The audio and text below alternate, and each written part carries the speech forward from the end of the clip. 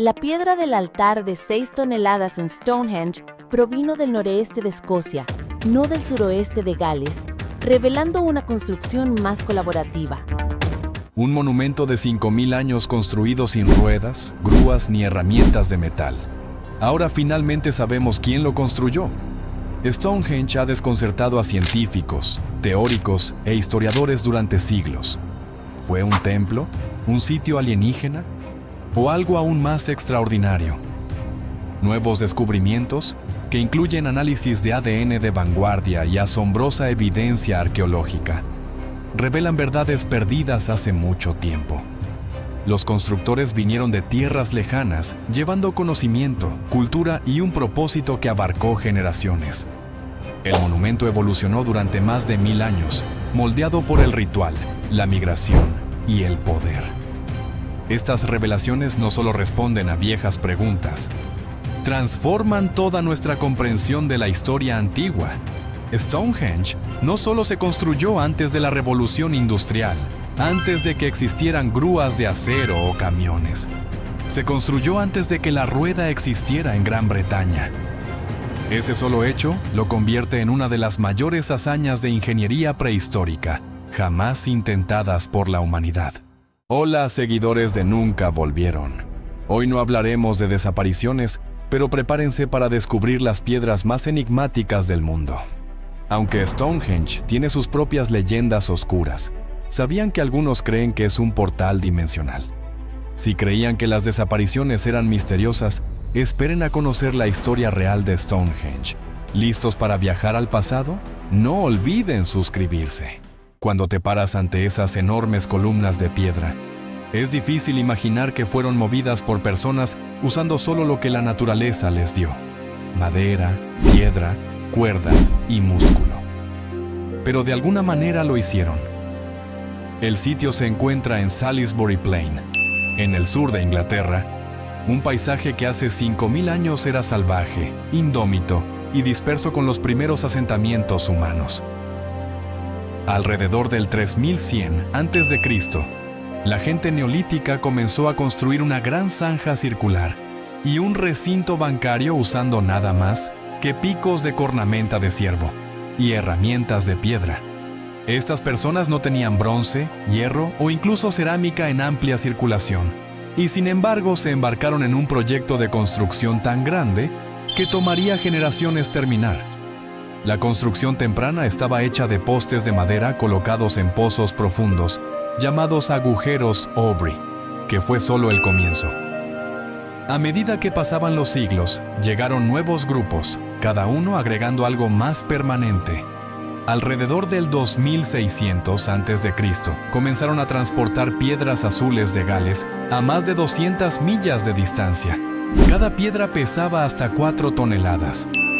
Más tarde llegaron las piedras Sarsen, aún más grandes, transportadas desde Marlborough Downs a aproximadamente 25 millas de distancia, algunas con un peso de más de 40 toneladas. Ahora pausa por un momento y considera esto. No había carreteras, carros ni ruedas. ¿Cómo lo hicieron? La teoría más aceptada implica trineos de madera y rodillos de troncos. Equipos de personas probablemente colocaron cada piedra maciza encima de un conjunto de troncos engrasado. A medida que la piedra avanzaba, los troncos traseros se tiraban de atrás y se colocaban al frente nuevamente. Un lento e implacable ciclo de rodar y arrastrar. Para terrenos más empinados o cruces de ríos, algunos creen que los constructores formaron grandes balsas o usaron pistas de madera acanaladas, posiblemente lubricadas con grasa animal o agua para reducir la fricción. Según teorías recientes, las piedras azules podrían haber venido del extranjero, transportadas por agua a lo largo de la costa galesa y el río Avon para acercarlas al sitio. Sin duda, llevar estas piedras azules todavía dependía de una excelente coordinación, habilidad y mano de obra. Pero esto plantea la pregunta: ¿cómo lograron levantar esas piedras en posición vertical, algunas de más de 20 pies de altura?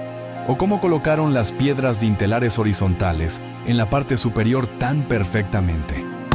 Los arqueólogos sugieren que las piedras erguidas tenían rampas de tierra construidas a su alrededor. Tal vez los trabajadores luego tiraron de las grandes losas por la pendiente y las bajaron a su posición mediante cuerdas, gravedad y precisión. Una pregunta más grande surge. ¿Por qué? ¿Por qué esas sociedades prehistóricas, por muy desorganizadas que estuvieran, sin registros escritos, sin reyes o imperios y sin herramientas modernas, dedicaron tanto tiempo y esfuerzo a cortar y transportar piedras masivas justo en medio del campo inglés? ¿Y por qué para un proyecto que tomaría no solo una vida, sino docenas? Según algunos historiadores, el esfuerzo en sí fue el punto. La construcción de Stonehenge podría haber servido como un increíble motor unificador, un esfuerzo comunitario sagrado que daba a las personas un sentido de propósito e identidad. O, como otros sugieren, podría ser religioso, incluso marcando el sol y las estrellas. O tal vez era político, un marcador territorial que demostraba el poder y el alcance de las tribus que vivían allí. Independientemente de la motivación, lo que es claro es esto: Stonehenge nunca podría haber sido sobre lo que no podían hacer, sino sobre lo que estaban decididos a hacer de todos modos. Y como pronto descubriremos, esas enormes piedras que movieron sin ruedas ni siquiera son la parte más misteriosa. ¿De dónde vinieron esas piedras? Ese es otro misterio, el misterio de las piedras azules. No eran las piedras más grandes en Stonehenge, pero pueden haber sido las más misteriosas. Esparcidas entre los sársens más grandes, quedan 43 piedras azules, cada una con un peso de hasta 4 toneladas. No solo aparecen antes en la historia de la construcción de Stonehenge, sino que lo que realmente desconcierta a los científicos es de dónde vienen y cómo llegaron allí. Las piedras azules son geológicamente distintas. A diferencia de la piedra arenisca local utilizada para los trilitones gigantes, estas piedras más pequeñas son ígneas y de naturaleza volcánica. Cuando los geólogos comenzaron a analizarlas más de cerca en el siglo XX, hicieron un descubrimiento sorprendente. Estas piedras se originaron en las colinas de Preseli, en el suroeste de Gales, a más de 200 millas de Stonehenge. Así es. Los humanos prehistóricos lograron transportar docenas de piedras de varias toneladas a través de un terreno que incluía montañas, bosques y ríos, todo sin ruedas, grúas o carreteras. La primera pregunta que todos hacen es, ¿por qué? ¿Por qué pasar por el esfuerzo inimaginable de arrastrar estas piedras por la mitad del país, cuando otros materiales estaban fácilmente disponibles cerca? Algunos expertos creen que las piedras azules eran simbólicamente o espiritualmente significativas, tal vez conectadas a territorios ancestrales o paisajes sagrados.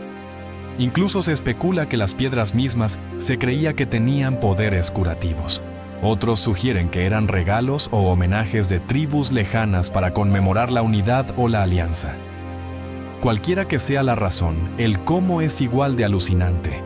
Una teoría es que los constructores movieron las piedras sobre la tierra usando trineos de madera y rodillos engrasados, como con las piedras sarsen posteriores. Esto habría requerido cientos de trabajadores operando sincronizados durante varios años, moviendo solo una piedra a la vez.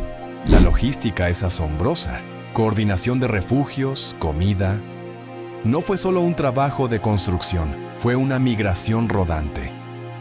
Otra posibilidad es que las piedras flotaron a lo largo del canal de Bristol y luego tierra adentro a través de ríos, particularmente el río Avon. Algunos arqueólogos han propuesto que fueron cargados en enormes balsas de madera, azotadas en su lugar y remolcadas por millas a través de rutas acuáticas. Si bien es plausible, el peligro involucrado en mover rocas de varias toneladas a través de ríos rápidos sin tecnología moderna habría sido enorme. El giro geológico llegó en la década de 1970, cuando una nueva teoría pasó a primer plano, cambiando así todo el debate. Algunos geólogos propusieron que las piedras azules nunca fueron movidas por humanos, sino que fueron transportadas por glaciares durante la última edad de hielo. Se sabe que estas fuerzas naturales mueven rocas a grandes distancias, dejando atrás rocas erráticas glaciales lejos de su lugar de origen. Según esta nueva teoría, un glaciar llevó las piedras azules de Gales y las arrojó más cerca de Stonehenge, donde los constructores neolíticos simplemente las recogieron de cerca. Suena tan fácil, pero hubo un problema. Ninguna evidencia ha sido alegada o encontrada para tales depósitos glaciales cerca de Stonehenge. De hecho, estudios detallados muestran que las piedras provienen de afloramientos muy específicos en Gales, no solo dispersión glacial aleatoria. Estudios más recientes corroboran la teoría del transporte humano, mostrando sitios de cantera local en las colinas de Preseli, e incluso marcas de herramientas en algunas piedras que indican que habían sido extraídas a propósito y preparadas para viajar una larga distancia. De hecho, hay fosas de corte de piedra y áreas de preparación que apuntan hacia el hecho de que toda la operación fue un asunto finamente organizado. Si realmente no fueron arrastrados sobre hielo, ni volaron con una ola de una varita mágica, entonces debieron de haber sido los hombres prehistóricos quienes las movieron hasta aquí. Los científicos determinaron que trazó el curso y puso en su lugar uno de los mayores esfuerzos logísticos antiguos. Y todo esto se hizo miles de años antes de que alguien escribiera al respecto. Aún más desconcertante que cómo movieron las piedras es por qué. Los mitos que las rodean se negaron a morir porque, no mucho después de que se colocaran las piedras azules, surgirían leyendas que culparon a gigantes mágicos e incluso a cierto mago de Camelot. Y esas leyendas fueron solo el comienzo. La leyenda del Círculo Mágico de Merlín. Mucho antes de que los arqueólogos comenzaran a medir ángulos de dintel o analizar los orígenes de la piedra, Stonehenge pertenecía al mito, y un nombre destacaba por encima de todos en esos cuentos antiguos: Merlín. Sí, Merlín, el legendario mago de la corte del rey Arturo, quien según se decía comandaba dragones, espíritus y la propia tierra. Según la leyenda medieval, Stonehenge no fue construido por humanos en absoluto, sino por arte de magia. La historia es así. En el siglo V, después de una devastadora masacre de nobles británicos por los invasores sajones, el rey Aurelio Ambrosius, tío del rey Arturo, buscó construir un gran memorial en la llanura de Salisbury para honrar a los muertos. Pero un monumento de piedra ordinario no bastaba. Necesitaba algo poderoso, algo eterno. Así que recurrió a su asesor de confianza, Merlín, quien ofreció una solución audaz. Allí existía, dijo, un círculo de piedras gigantes en Irlanda, colocado por antiguos gigantes e imbuido con poderes curativos mágicos. El Gigantes Ring, hecho de piedras que según la leyenda venían de África y habían sido dispuestas en Irlanda por seres sobrenaturales. Merlín instruyó al rey para enviar un ejército a recuperarlas. El ejército logró derrotar a los defensores irlandeses, pero no pudo mover las piedras. Ahí fue cuando Merlín intervino, invocando su magia para levantar los megalitos masivos y transportarlos por el aire hasta Inglaterra, donde los dispuso en el círculo sagrado que ahora llamamos Stonehenge. Este relato, registrado por primera vez por Geoffrey de Monmouth en su obra del siglo XII, Historia Regum Britanniae, es parte folclore, parte orgullo nacionalista y parte imaginación poética. Pero durante siglos, este mito se convirtió en historia aceptada. La gente realmente creía que magos, gigantes u otras fuerzas sobrenaturales habían erigido Stonehenge. Después de todo, ¿de qué otra manera podría haberse construido sin herramientas o máquinas? Hay muchos mitos además del cuento de Merlín que no dejaron que las mentes imaginativas más comunes se encogieran bajo su presión. Algunas historias afirmaban que el enigmático lugar involucraba a los dos reyes, Uther Pendragon, padre del rey Arturo, y el rey Aurelio. Algunos otros afirman que estas piedras eran mucho más antiguas que la inundación descrita en la Biblia, y que podrían estar conectadas a algún tipo de civilización perdida o sobrevivientes de la Atlántida. Incluso los romanos de Julio César creían que los antiguos druidas debían haber erigido el sitio mucho antes que ellos. No es solo un mito, sin embargo, es algo mucho más interesante. un vistazo a la psique de las personas que han contado tales historias. Para una mente medieval, no fue simplemente un rompecabezas de construcción arquitectónica, sino los restos de algún poder divino o cósmico. Su diseño parecía demasiado perfecto, sus piedras demasiado masivas. Los mitos crecieron no solo para explicar de dónde vino, sino por qué tenía que existir. Tenía que ser mágico. Esa era la única explicación que aceptarían. Avance rápido unos siglos hasta la actualidad, y la participación de Merlín hace tiempo que se considera un mito. Sin embargo, eso no ha impedido que la gente abrace el lugar por su supuesto profundo significado espiritual.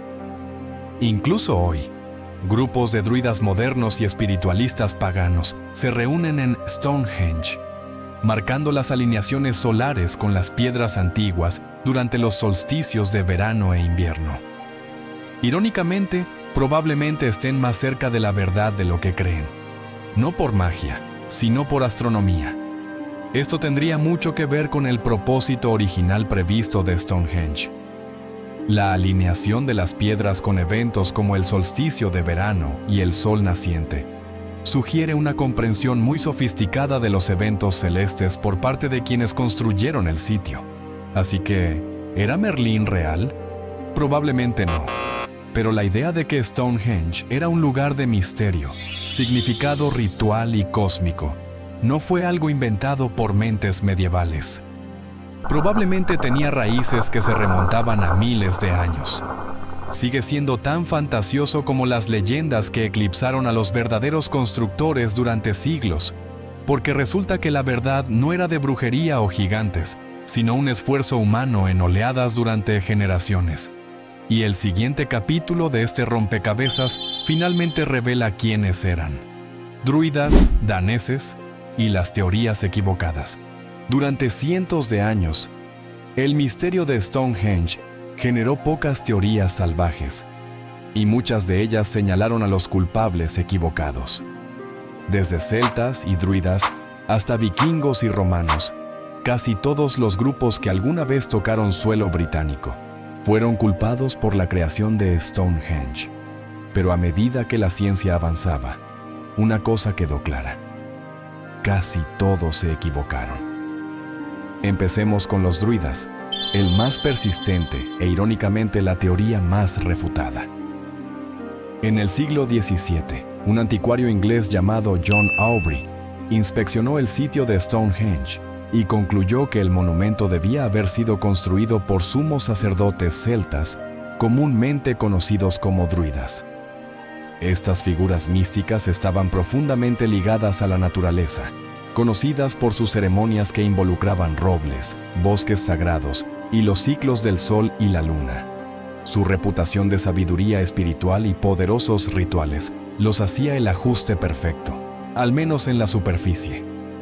La idea de Aubrey fue popularizada y ampliada por William Stukeley, otro anticuario del siglo XVIII que abrazó completamente la teoría druida.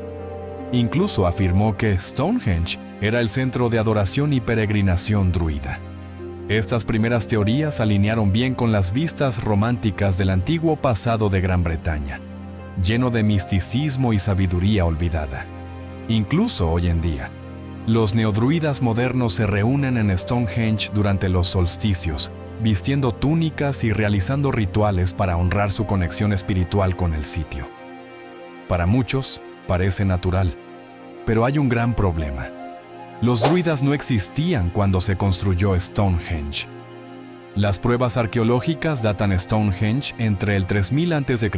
y 1800 a.C., mientras que los druidas, como se describen en los registros romanos, no aparecieron hasta al menos 1000 años después, durante la Edad del Hierro.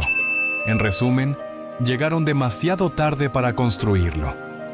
Es posible que hayan utilizado el sitio mucho después de su construcción, pero no eran los arquitectos.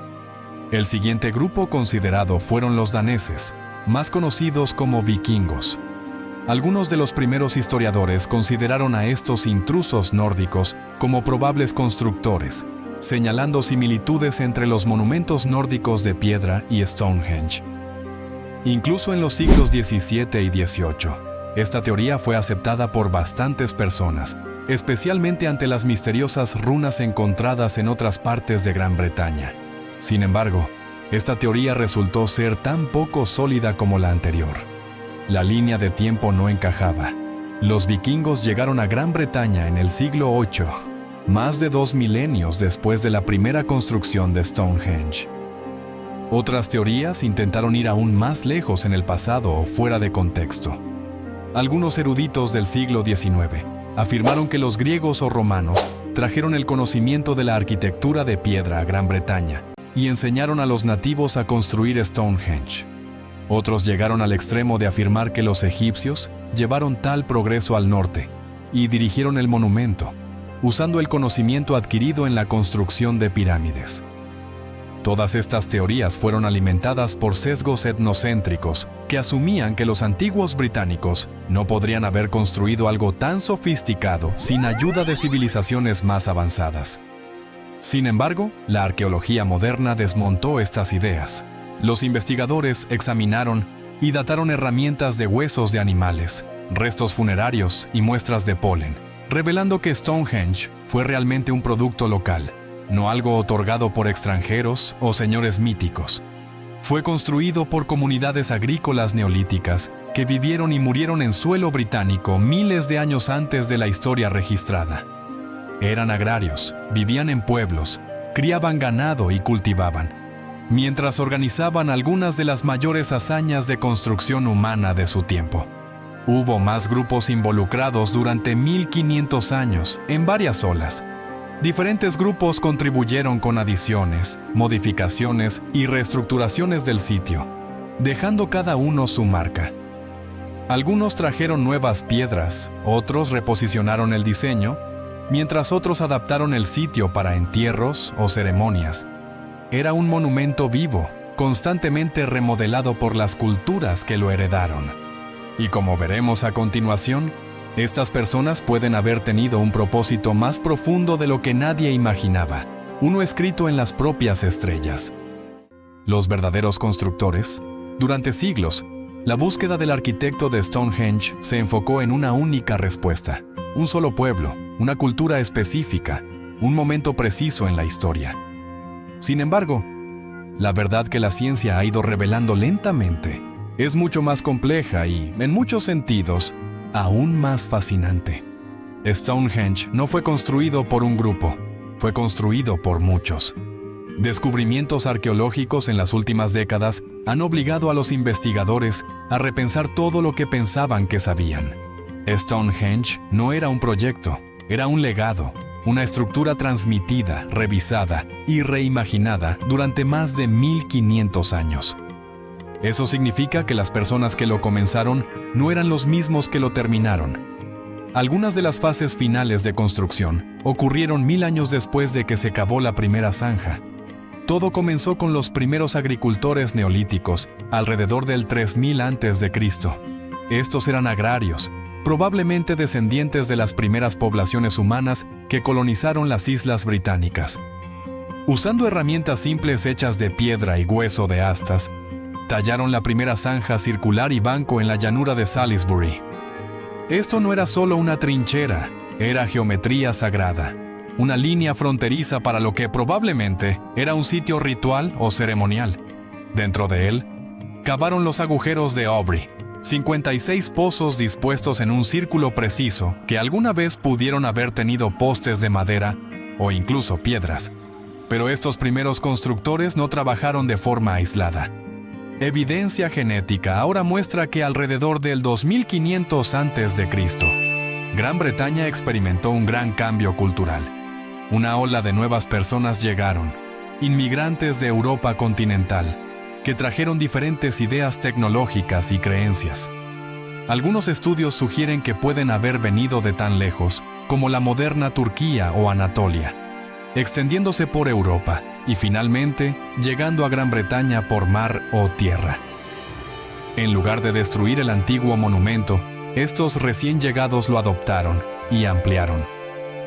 Les trajeron herramientas metálicas, agricultura basada en la ganadería y, lo más importante, el conocimiento y los recursos para mover piedras masivas, Agregaron el icónico círculo Sarsen y trilitones que ahora definen la imagen de Stonehenge.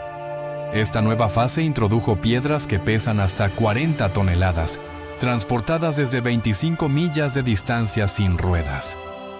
¿Por qué razón harían eso? Porque Stonehenge ahora se había transformado en más que el lugar de su construcción. Se había convertido en un símbolo, un lugar de poder, una tradición y una identidad. Cada cultura que chocó con él no trató de borrarlo, sino de agregarle significado. Así, Stonehenge se convirtió en un monumento a la continuidad, patrimonio compartido a través de generaciones.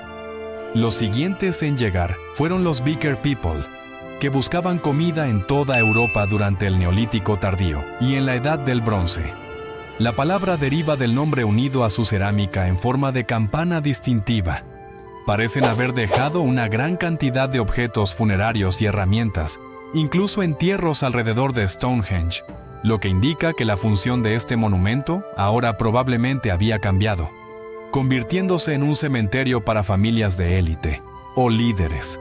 La visión se mantuvo constantemente a través de los siglos, como si se transfiriera de una persona a otra, dejando un guardián para su lugar en la alineación. No abandonaron el sitio, sino que realmente lo conservaron y mejoraron, asegurándose de que las piedras angulares todavía estuvieran juntas, en línea con el amanecer del solsticio de verano y el atardecer del solsticio de invierno. Cada cultura había hecho lo que era sagrado para ellos, donde la intención original se refería a ese diseño, como si todos supieran celebrar lo que era del pasado. Hay evidencia que vincula a algunas de las comunidades distantes. Estudios de huesos de animales descubiertos alrededor del área del sitio indican que personas de todos los rincones de las islas británicas, Escocia, Gales y más allá, se reunían en Stonehenge. Algunos llegaban con cerdos, ganado u objetos rituales, lo que sugiere que este sitio era, al menos, algo así como un centro nacional donde la gente venía a celebrar eventos rituales o reuniones. Y eso nos lleva a la parte más intrigante del misterio. ¿Para qué fue todo? ¿Poder religioso o algo escrito en el cielo? La respuesta está en el siguiente capítulo, porque Stonehenge puede no ser solo un monumento, podría ser una máquina cósmica, desbloqueando el verdadero propósito de Stonehenge. Después de decodificar quién lo construyó, la siguiente pregunta es aún más inquietante. ¿Por qué? ¿Qué llevó a los antiguos a pasar generaciones transportando piedras del tamaño de autobuses, organizándolas en geometrías precisas y regresando una y otra vez para reconstruir y realinear?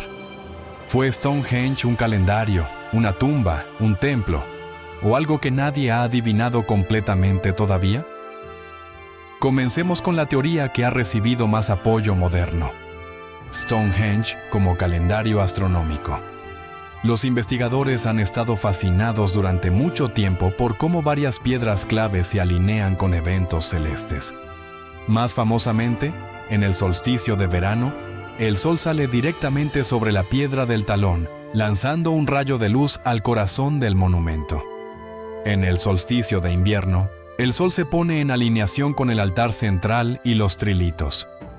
Ese tipo de precisión no es un accidente. Estudios recientes de las posiciones de las piedras muestran que los constructores estaban rastreando ciclos solares y posiblemente lunares.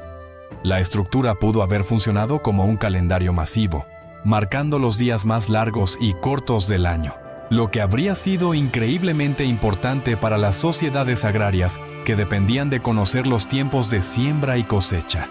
Pero Stonehenge no solo marca un solo evento, es potencialmente capaz de rastrear múltiples ciclos.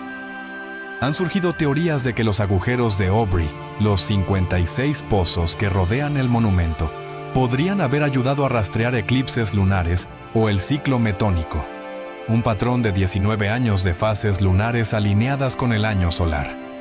Algunos científicos creen que puede haber actuado como una especie de computadora analógica, una herramienta para predecir eclipses, solsticios y otros fenómenos cósmicos. Sin embargo, otros argumentan que Stonehenge no era solo un calendario, sino también un cementerio. Excavaciones alrededor del sitio han descubierto restos humanos cremados. Algunos datan del 3000 a.C., al comienzo de la construcción de Stonehenge. Muchos de los entierros eran de hombres adultos jóvenes, posiblemente miembros de élite de tribus o clanes neolíticos. Y aún más convincente, no estaban esparcidos al azar, sino enterrados a propósito dentro de los agujeros de Aubrey y en proximidad de ciertas piedras. Esto sugeriría que Stonehenge sirvió como una especie de cementerio real o sagrado, posiblemente reservado para personas de alto estatus. Así que, en realidad, lo que encontramos aquí es más que un calendario. Es una tumba, un marcador conmemorativo de un pueblo cuyo mundo espiritual se centraba en la ascendencia y el ciclo de la vida y la muerte. Otras teorías sugieren que Stonehenge sirvió a un propósito ritual o de culto. La forma en que se presenta el sitio, particularmente esa avenida que conduce al círculo, casi parece un camino procesional. La evidencia también indica que los grupos se reunían en Durrington Walls, otro sitio neolítico a cierta distancia, y emprendían un viaje ritual a Stonehenge, ya sea para conmemorar a los muertos o celebrar el cambio estacional. Probablemente una de las interpretaciones más macabras del sitio lo sugiere como la apertura entre el mundo de las personas vivas y el de los seres fallecidos. Un eje fortuito, algunos investigadores argumentan, une Stonehenge con su lugar en el Avon, una interzona de culturas implementada en las orillas del río. Considerando esta alineación, el cuerpo de un alma caducada era transportado río abajo a Stonehenge para su despedida. Bajo estas condiciones, el Henge fue un monumento de turnos, una localidad donde los principios de nuestro mundo y los del cosmos se mezclan. Otros estudiosos creen cualquier cosa, desde sitios de curación hasta cámaras de sonido o puntos de alucinación para aterrizar ovnis.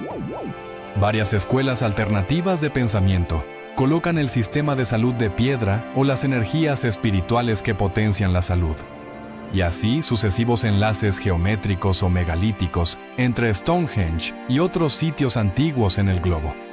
Emergen de la proposición de una antigua red entrelazada mapeada por una civilización olvidada o incluso por seres extraterrestres. Y sin embargo, no importa cuán profundo cabemos o cuán anchos escaneemos los cielos, una pregunta siempre perdura. ¿Y si el mayor secreto de Stonehenge no estuviera en sus piedras, sino en lo que vino antes de ellas? Portal o profecía de Stonehenge, una de las ideas más antiguas y persistentes, es que Stonehenge fue construido por extraterrestres. Eso es correcto.